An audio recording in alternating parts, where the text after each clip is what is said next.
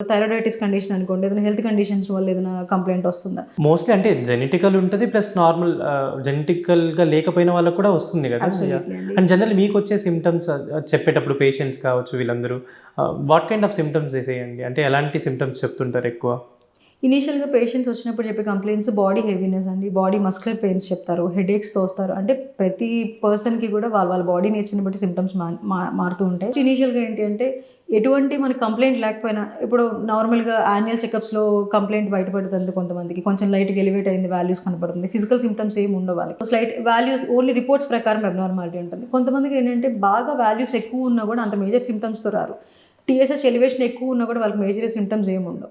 కొంతమందికి minimal elevation ఉన్నా కూడా కొంచెం సిమ్టమ్స్ అంటే బాడీ పఫీగా ఫీల్ అవ్వడము, వెయిట్ గెయిన్ అవ్వడం, సడన్ వెయిట్ గెయిన్ అవుతున్నట్టు, లో మూడ్స్, కొంచెం ఎనర్జీ లెవెల్ సరిపోయినట్టు అనిపించకపోవడం, వీక్నెస్ ఉండటము, మస్కులర్ పెయిన్స్ కానీ, హెడేక్స్ ఉండడం కానీ, హెయిర్ ఫాల్ ఇష్యూస్ ఉండటము, లేదంటే హెయిర్ థిన్నింగ్ అవ్వడము, లేదంటే dryness of skin and hair, ఇట్లాంటి డిఫరెంట్ కంప్లైంట్స్తో